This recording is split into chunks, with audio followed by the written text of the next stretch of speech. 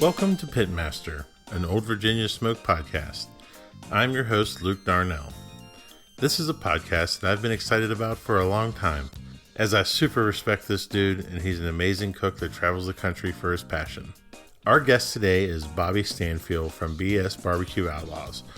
Bobby cooks out of Hill City, South Dakota, and has been a major player atop the KCBS standings for years. This is a very great and very enjoyable conversation, so please join me in welcoming Bobby Stanfiel from BS Barbecue Outlaws. How you doing, man? All good, buddy. Yeah? Keep grinding away. That's all we can do. Yes, sir. Yes, sir. And COVID has been one of those things. You were on quite the little tear before this all got started. Well, I guarantee you, if I could be Dorothy, I would wear a dress if I could click my little red slippers and go back to February. You bet. Let's zoom back there, Scotty. I'll go. I hear you. So when we had cooked 2 competitions and finished second in one and fourth in the other, and we were feeling really good about our year. But it's been an interesting year, and hopefully we can get back to some normalcy soon.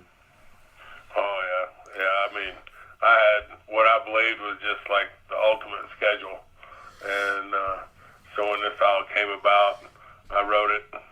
I rewrote it, and I think I got to like number 7 or number 8, and then I just finally threw the paper in there, went outside, and I was like, well, this is going to get interesting real quick. Yeah, it certainly did. Well, you and I have had the pleasure of cooking against each other a few times and hanging out a few times, and I've always enjoyed your company, but I've also always been impressed by your confidence. Where does that confidence coming from, particularly as it relates to barbecue? I thought about that today because I can tell you, man, I haven't had this much homework. I printed this little questionnaire off, I'm thinking it's going to be like 5 or 6 things and this and that. I haven't worked this hard in like 30 years. Do you know that? I actually sat down in a quiet room by myself and hand wrote every answer to these questions. Wow. You didn't have to do that. I just wanted you to get kind of an idea of what I was going to ask, but that's awesome, man. Well, I had to because you got some killer questions, and in an answer to that, having the good fortune and just having never give up attitude of building a program that, in my opinion, is proven. It's proven, and that does a lot to boost your confidence. Yeah. To go from 8,000 feet in elevation to bomb down to Humble, Texas, whatever, you're 76, 78 feet above sea level. You got to know how to shift gears on that and what's going to change. And the biggest thing is learning. I key everything off of elevation, to be honest with you. Yeah. And it just gives me, because I've taken the last 3 years for sure, definitely the last 2 years, I've gotten really good at my note taking. It's the most redundant story you'll ever read. Every page is identical to the last one. Mm-hmm. But within that, there's a lot of good breadcrumbs. And so if I do go from 8,000 to sea level, I know what I can think of. Okay, this comp, that comp, and I write in there if I did a good job, if we scored well, and if we did well and got, and bombed it with the judges or however it worked out. But still, it gives me a good, a good foundation to work off of. And this year, especially going to so many places that I've never been, mm-hmm. I've definitely relied on that and was very thankful for learning how to take something that was, one, legible, because, year 4 or 5 years ago, it looked like a 12-year-old wrote it. And I'm like, who the hell wrote in this book? I hear you. So how has your career and life experiences outside of barbecue prepared you to be on the competition barbecue trail? When I got, whether you say good fortune, bad fortune, but I had a chance to purchase a mud jacking business years ago and raise and stabilize concrete. Everything is dirty, heavy, and dirty. Mm-hmm. And that's where I figured out, okay, you do have a OCD problem of some level because, it's all hydraulics. So I wanted to make it brand new. And a lot of times we could get it pretty damn close. And other times you would push it and you would crack it. But fortunately I had a clause in my contract that said I might crack it. And but more often than not, you strove to make it 100% better than it was when you arrived on the job. So going into barbecue, I mean, it just follows suit. And then when you have that, whatever mini micron of competitiveness somewhere within your soul, and you get a taste of it, and you meet really cool people. So yeah, it drives you to want to be at the top of the food chain. Yeah. Because that's just how you're wired. Absolutely. Absolutely. One of these things that these podcasts really do talk a lot about is, all the stuff that we've all won and all the great moments we had. But one of my favorite things to talk about are the failures. Yeah. Do you have a failure that you had during a competition that set you up for a later success? Well, I could go back in time on that one because I thought about that one a lot today. Well, this year especially, I ran a streak there of I don't remember, 5 or 6 weeks. I couldn't even break the top 10 in the overall. So when you go from, let's just say, February 27th, you're thinking, pedal to the metal, baby. We're going to run this dog ragged. Mm-hmm. And then all of a sudden the air brakes are hit, and then you start back up, and you think you're going to start back where you were, or somewhere in the neighborhood, because I sure as hell didn't forget how to cook in 3.5 months. And we've seen everybody struggle with it. It's not an isolated incident by any means. And in my opinion, here just in the last few months, you're starting to see, I would say in the last 6 weeks, you're starting to see that turn in the tide, maybe, of things, getting back to, there was a big gossip, you got to cook everything backyard style, pro style doesn't work, and blah, blah, blah. And I forbid myself to think about that. And I just said, you have a program, you cook, you do your job. And that's how I look at it. I mean, it might sound odd, but I look at cooking barbecue like I do as a job. Yeah. And some days you get paid, and some days you don't. So as far as a failure, I've had some amazing cooks this year that I thought were right there. So, believing you have had an amazing cook, only to have the judge tell you different, has always pushed me to be a better cook the very next time. Yeah. And people are like, man, you cook way too many doubles, or it's all you cook is doubles. And to be honest, if every time I pulled out of the driveway I could cook a double, I would, because it gives you one day for redemption. Yep. And if day one doesn't work, I'm hungry for day 2, because I know I'm better than that. And then that gear of I'm going to prove you wrong right. kicks in. And however, I mean, we all say, well, I cooked the same thing on day 1 as I did day 2, but day 2 they loved it. Well, there's something that we did subconsciously or something in there, and that was different. And with all my windshield time, I pick them apart. I pick every cook apart. But that's what taught me to be better. Yeah. Because more often than not, instead of getting irate about the judge, I can sit there and pick it apart. Like I'll tell this one was Alamosa, Colorado. The last time they had that comp, so it's been 4 years ago, I think. Yeah. Three at least, but rolled out some amazing chicken, and everything was just rocking. And we were solid, no chicken call, solid rib call, no pork call, and first place brisket. I about fell over, and I was so irate, and Mike Eberly was one of the reps, and I just wanted to ream him up one side down the other, and somehow, good Lord, tied my tongue, and I got going down the road, and I said, why was there red pepper flakes in my chicken sauce? That's how I said it to myself. And then the big old neon light went flashing, and the nuclear sirens went off, and I'm like, you dumb SOB. you mixed the 2 wrong sauces. You had one of them right, but the other one was so far gone, you blew the taste buds right out of the judge's mouth is what I did that weekend. Wow, that's a great story, and that's a great lesson. I mean, it's the gospel truth, because I felt bad. Yeah, and you're like, oh no, what did I do to him? Yeah, well, the sauce is on the chicken and the pork. and the right sauce is on the other two. Oh, wow. That's fantastic. So when you're out there cooking, because you do get a lot of window time, and you travel probably more than 99% of the people out there, when you feel overwhelmed or unfocused, what do you do to bring yourself back to the middle? Windshield time, and even just trailer time. I'm in there prepping on Friday or whatever day it is we're prepping, and it's a lot of good Jesus time too. I'm not being all religious or anything, but I guarantee you, he's kept me awake many a mile going down the roads.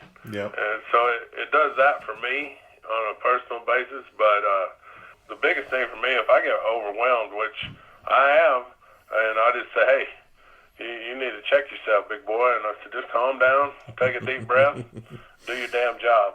And that's the end of the story. When I tell myself do my damn job, I pretty much get squared back away. And the biggest thing that relieves that, and I'll probably talk about it too much, is just having a solid program and believing in your program. And that, when the oddball thing does pop up, it is an oddity, but you're quick on your toes. You figure it out. Yeah. And you take care of business right then, and you don't let it get out of hand. Mm-hmm. But when you're cooking by yourself all the time, it's pretty easy to drift off into la-la land if you want to, or have that social media thing going too much. And, thank God I've been very disciplined on, if the alarm's not in my phone, then I don't have anything to do. You know what I'm saying? Yep. But if my alarm goes ding-dong, I'm up and at 'em. And I've caught myself BSing a couple of times, and I'm like, all right, you need to go do your damn job and quit talking to everybody. Yep, absolutely. Cooking by myself, I've only done it a few times, and it's definitely not in my superpower wheelhouse. It is. I like having little general there to keep me on the straight and narrow. Oh yeah, because it's easy. There are a few teams that try to corrupt people. Yeah, we'll get into that in a little while. So what's been one of the most surprising things to come out of competition barbecue for you? Truly the greatest gift I've been given from barbecue is patience. I've worked construction my whole life, military construction, and the only way I knew was, get it. And if you didn't get it, you got it. And so to be able to sit there and say, okay, at 11:48 and 30 seconds, I'm doing X. Mm-hmm. And to have the patience to not open that pit until that exact moment, it's spilled over into my personal life. And Marty and I's relationship's, honest to goodness, 1,000 times better than it's ever been. And we both, without even trying to sway the other's opinion, relate it back to barbecue. Because, what you put into something is what you get out of it. I guess I was needing something to get squared around with, and something that could whip my ass every day if I let it. But it's something that if I take the time and have the patience, I have better control over the end result. Yeah. I have a lot of parallels with that. Me and Kim, and and how barbecue is how we spend time together now, and how we entertain ourselves. It's not just the competition aspect and everything that it's done for us, but it's how we hang out with each other. You know what I mean? And it's really changed our relationship a lot for the better. Oh yeah, it's like when you're talking as intently about a dessert category as you are your brisket category. Right. You got a pretty good teammate. Absolutely. Yeah. So if a smart, young, driven cook was about to come into competition barbecue, what advice would you give to him? Well, if they truly were, if they were driven and they were really on the ball, and they had, their sights on, doing what we try to do, be the best barbecue cook we could possibly be, I truly believe you have to become a student of your craft. Mm-hmm. And you can't try to master your craft right out of the gate. There are only, I'd like to know the real number, but we'll just go with 10 million different ways to cook a piece of chicken and still obtain the same result, a good quality piece of meat. Yep. Don't do too much too soon, which, that's the number one thing everybody does. You buy half a barbecue supply warehouse store out on the first deal just because, you got to have it. Right. Because Joe Blow's using it, or so-and-so said this is great and that's great.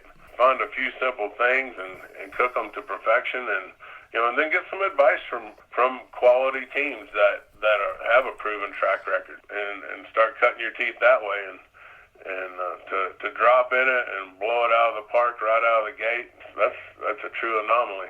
Yep, absolutely. So what do you think is missing from competition barbecue these days? I had to think on that one. I mean, there's so many variables, but me and a couple guys have said, why are we any different than a pro bass fishing tournament? It would, and let's exclude the shit show of 2020. Let's just say we're in a normal year. Why can't we truly have those major league sponsors? Mm-hmm. That there is, there's a bounty at the end of the deal that it's worth chasing for. It's worth being on the West Coast on one weekend and halfway or three-quarters of the way to the East Coast the next weekend. Make it real. I mean, it's cool, and I love chasing points. I mean, and it is probably one of the most asinine things I've ever done in my life, just to be bluntly honest, but I love it. Yeah. I love it. I mean, I'm jonesing for it, but it's going to be what it is in the end. And one thing I've learned to tell myself, no matter what, the sun's going to set today, and by the grace of God, it'll rise tomorrow. Yep. So no matter what happens today, we got another one tomorrow. Yep. More, hopefully, I tell people all the time, you really find out a lot about yourself when you've cooked 14 weekends in a row. Oh, yeah. And you're just looking for one score here and one score there, and you find out some good stuff, you find out some bad stuff. Mm-hmm. Yeah, I mean, it gets to be a grind, and I mean, them eyes glaze over, and you got to remember, as soon as you see that coming, you better slap your own self in the head, because it's not going to get any better unless you're on top of the game. Absolutely. And, this year I've taken, I don't know, 3, 4, maybe even 5 weekends off that I normally wouldn't have taken off, but to be honest with you, I really enjoyed it. And then the next time I went out and cooked, I cooked just as good as I did the time before, or better. Yeah. And so it don't hurt to take a break from it, catch your bearings, and then jump right back in. And I have learned this, it's not the quantity of cooks, it's the quality of cooks. And so every time now, that's my goal. I want whether it's a GC or not, I want to do my ultimate job to cook as close to a GC cook, in my opinion, as I possibly can. Yeah. And if I drop the ball on something, that's my baby. Nobody else did it. I did it. Yep. Kind of have fun. Absolutely, got to have fun, right? Oh, yeah. What's the reason for doing it? Exactly. Yep. Well, let's switch gears here a little bit, and let's jump into some equipment-related questions. What do you think is one of the best or most worthwhile investments that you've ever made in barbecue world? The biggest investment you can do for barbecue is yourself. If you're going to strive to be one of the best cooks, you got to definitely dedicate yourself to becoming the best you can be in what you do. And I do that because I love cooking. Not just barbecue, I just love cooking. And I think I always have liked that and had a love for it. But since Moni and I have been together, her mom, she's from Stuttgart, Germany. And when we first started dating, we'd go to Mom's on a Sunday evening for dinner. And I'll have you know, I was probably about 235 pounds when we first started dating. So, Mom made me the chubby little kid I am today. But you've never had any better German cooking in your life, But her whole deal, the first time I ever heard her say it, she said, "My joy of cooking is a smile on someone's face." Yeah. And that stuck with me since that day. And now that we've, graduated to doing what we do now, I used to cringe, if somebody walked by your trailer and, "Hey, you want to taste so-and-so?" and they just flip out and they just love it. And then you go to awards and you get kicked in the teeth with it. But, that's still, it's not the reward you wanted for the day overall, but when you make that person happy and they swear they've never had anything like it before, hey, just take it for what it is and hope it's the truth, and it's cool. Right on.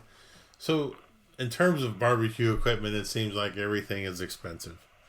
One of the things I like to focus on is what's something that you've spent $100 on or less, that has really impacted your barbecue life that people that are listening can be like, I can try that out. Won't be that big of a hit. I don't know what it would be, but a couple of years ago, I got that Dick Rapid Steel, that knife sharpener I got out.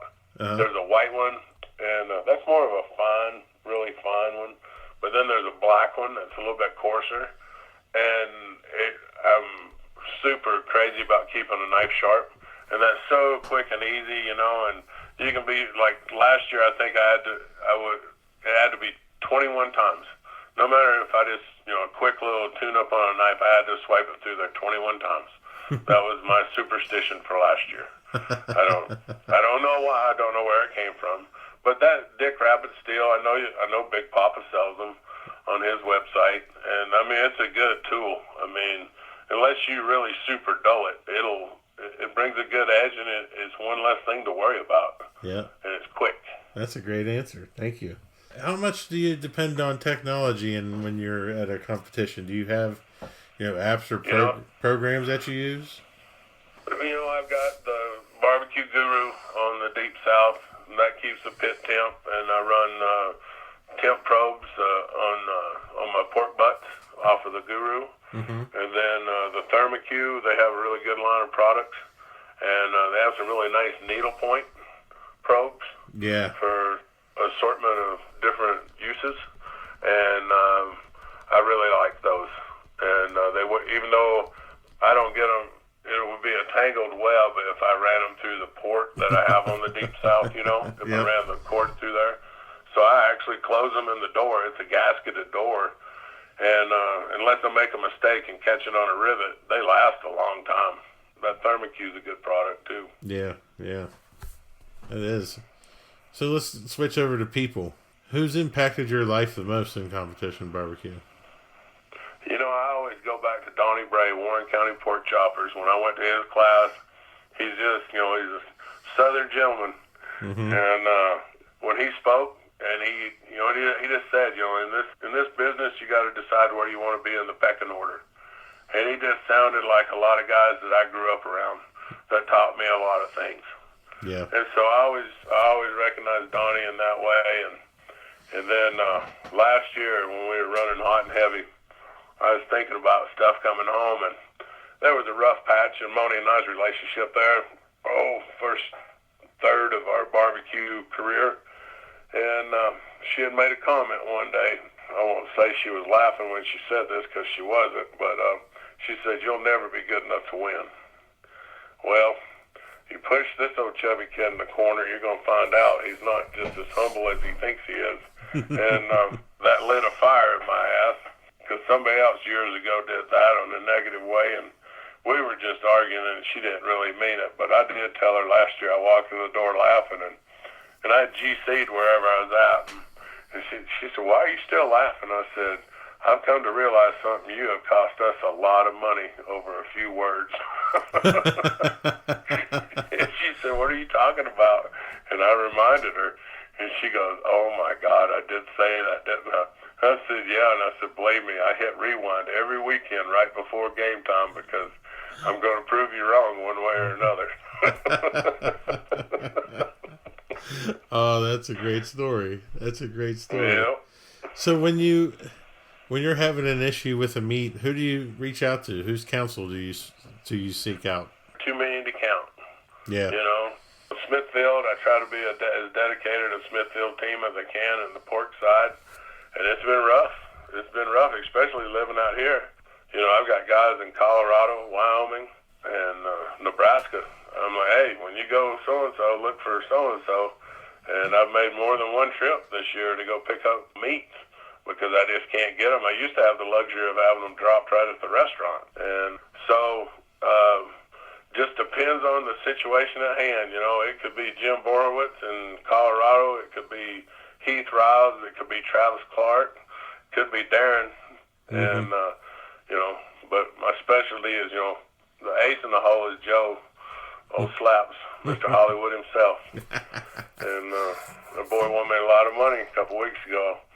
Everybody looked at me, thought I was crazy for buying him into Calcutta, but I've had the misfortune and fortune of cooking beside Joe several times this year.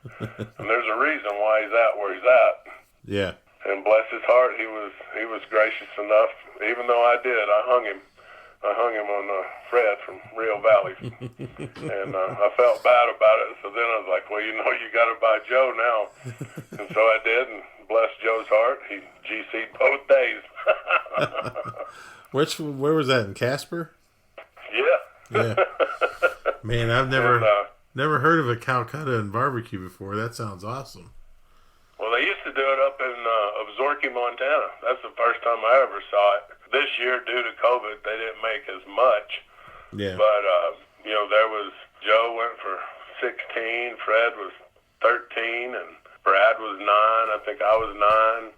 And so they raised like $15,000 this year for the Brain Injury Alliance over there. So it's a great cause. But last year I understood there was teams going for $2,000 to $3,000, but that was because it was in the bar and a lot of the public was there. I think when it's done in the right way, I think Doug Stevenson from Holdridge, Nebraska, that great event over there. Yeah. Next year, he was there this year to judge and also observe the Calcutta. So maybe it'll be like the Wild Child program. That's kind of taken off this year as a new novelty. So the Calcutta, I mean, hey, if it's a better way to make more money for the events we go to, because so many of them are charitable. Yeah. Why not? Why not? I agree. What's been the biggest turning point in your life as a pitmaster? Must have been 3 years ago. Wait a minute. I still got the trophy right here. Stillwater Elks Blaze-a-thon 2017. That year, that spring, I told Moni, I said, hey, let's go down to Oklahoma. I think maybe there was something in Kansas. And anyways, there's 2 or 3, 4 events. And I think Shawnee, double in Shawnee that year was the first part of that. And, man, we got our clock clean. But I told Moni, I said, I really like doing this, but I'm not stupid. I said, if you can't hang with the big boys, I said, maybe I need a different hobby. And because I could tell I was itching to run with the big dogs and see where we could land. But I wanted to see if we could. So we took that Stillwater event. I think we got a chicken call. But then rib table come around, or rib calls come around, and I'm going, man, those ribs sure were good, and da-da-da-da-da, and all of a sudden, bam, first place in ribs. And you'd have thought I'd won the American Royal. And, well, anyways, when it all shook out, Travis won it, and I think Claus RGC'd it, and we were third. And in Oklahoma, just trying to cut our teeth and see, where we could stack up. Whether it was shithouse luck or not, we didn't care. We just wanted to see what we could do. And lo and behold, I looked on the results, and that's the first time I started paying attention to that. And we're on the same rib table as Travis was, and we won the rib table. And I was like, well, maybe. We were, needless to say, we were happy. We were kind of skipping on air all the way home. And like I said, you'd have thought we'd won the whole show. That's great. I need to get out. It's one of the states I haven't cooked in yet. And need to get out there. So what are some of you mentioned your knife sharpening ritual. Do you got any other habits or routines that you do during competitions? Well, I'm going to tell you what, the one thing I wish I could change, and I don't know where it came from, I think back in the day of knowing I had to wake up at a certain time. Like when I was a teenager, if I had to go help somebody work or whatever, I never could stand being late. And so I was habitually back then looking at my alarm clock. Yep. Well, on Friday night, let's just say we got a normal comp. Friday night, I'll lay down to go to bed, and before I go to sleep, I'll probably check that damn thing 20 times. But there's a reason behind that, and I think 2 years ago, I was like, man, you better check that again. And I checked it, and it said PM instead of AM.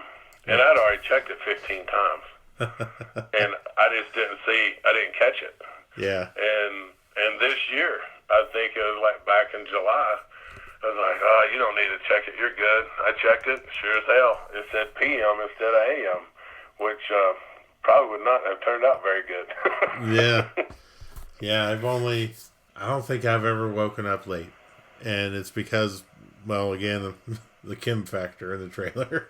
She's always on me. But it's just, I freak out about that stuff, too.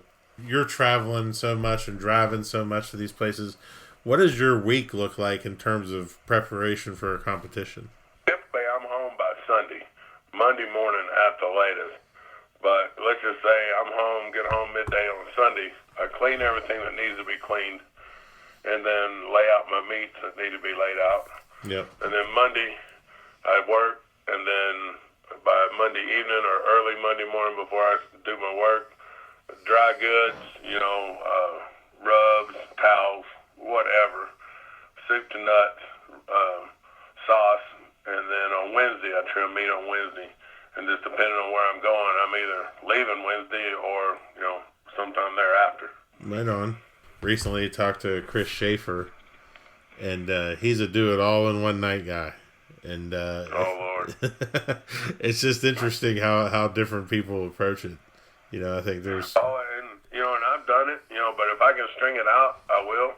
But then sometimes I string it out too far, and I do a hell of a lot more on Wednesday than just trim meat.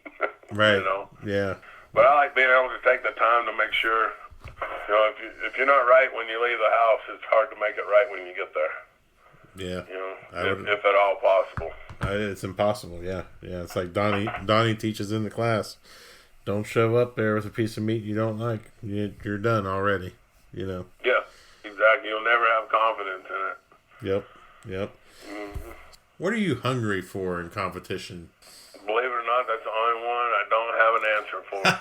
I mean, like I said earlier, if it could get to a position to where we had some major sponsorships and there was some true hardcore money in it, and maybe somehow it can work that way.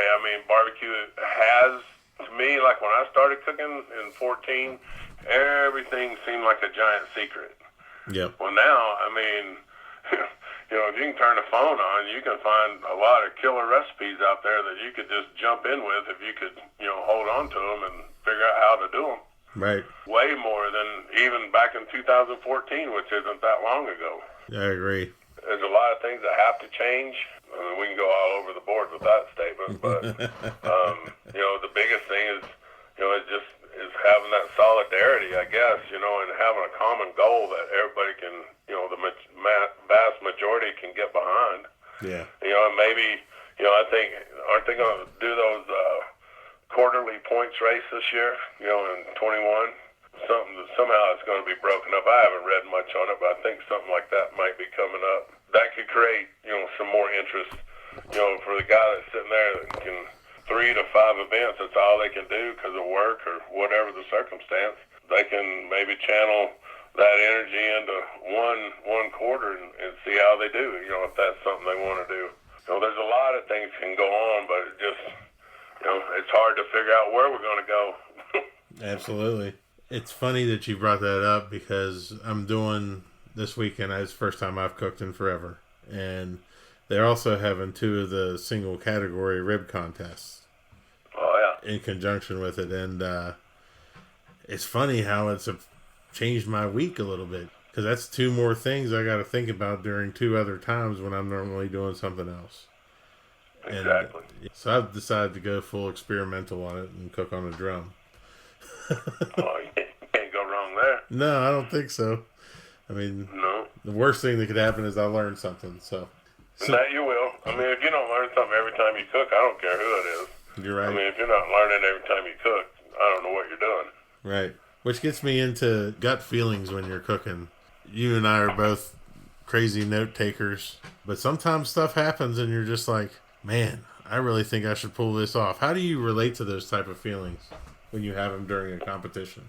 If my gut says it, I believe it. That's what I wrote down. Yeah.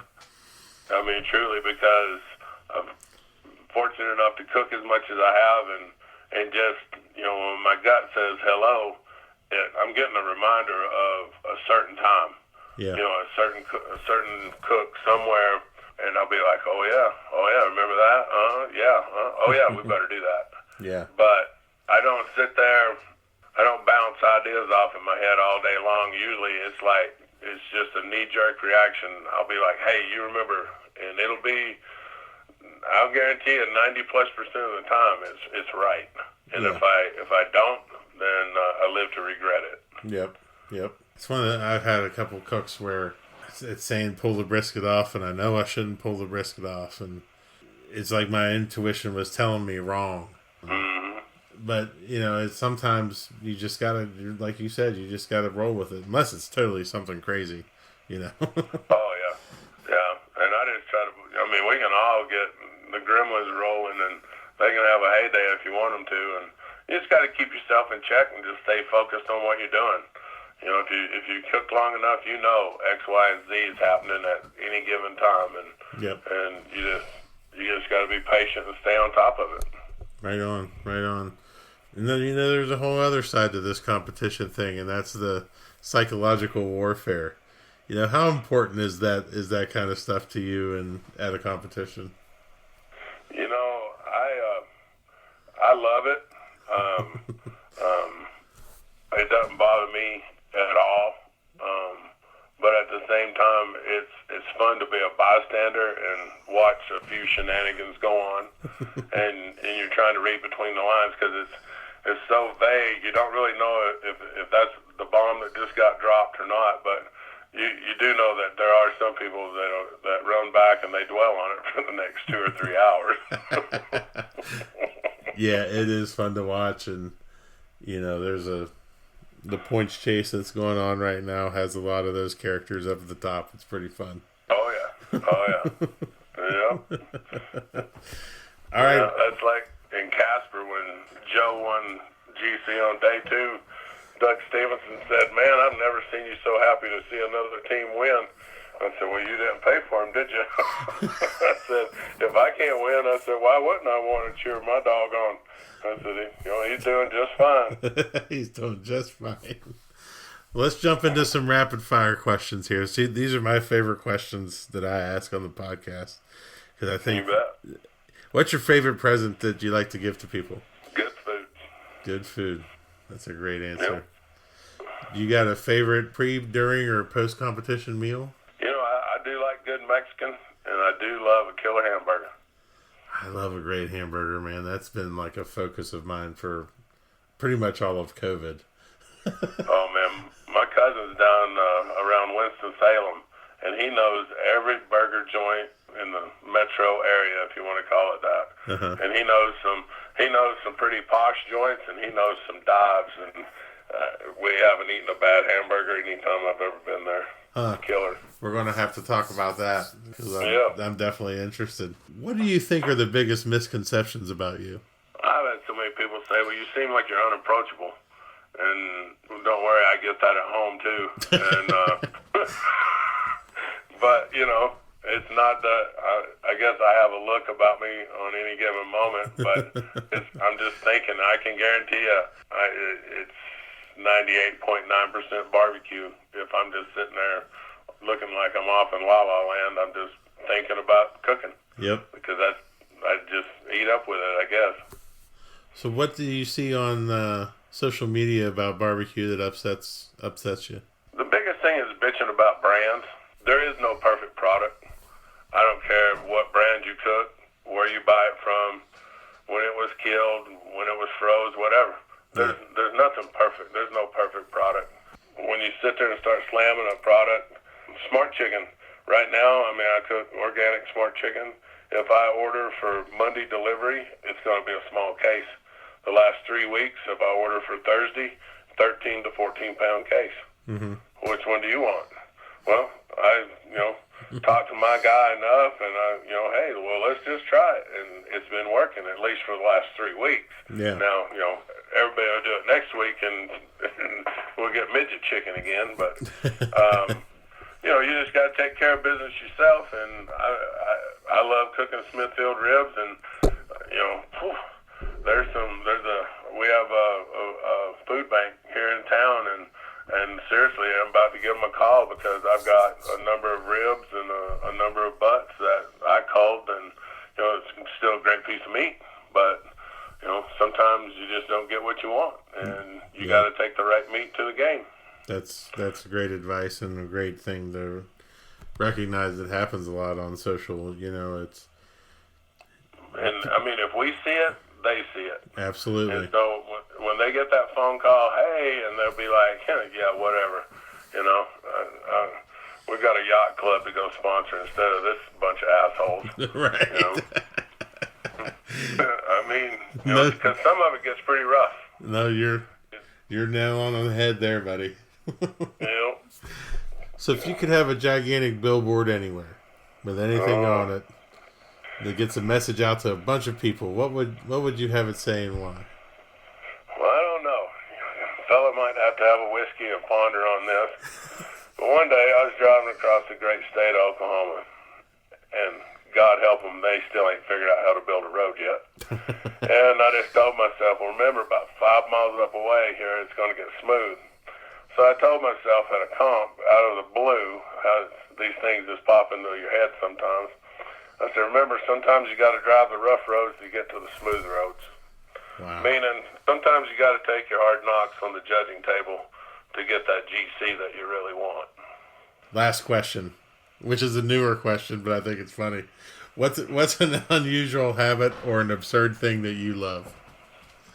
Oh, God. I did ask permission, and I couldn't write any of her answers down. But, it goes back to that damn alarm clock thing, because that's what I got written here. It does. It drives me nuts, constantly checking that damn thing. It's that or, some days I'll say 13 strokes on sharpening steel. And I'm like, where'd that come from? I don't know, just do it. So when self tells me to do something, sometimes it sticks for a while, Well, Bobby, it has been great catching up with you and talking to you. Is there any, you want to talk about your sponsors and where people can find you online? Well, it's Bobby, B-O-B-B-Y, Stanfiel. Still haven't figured out how to make a true team page yet.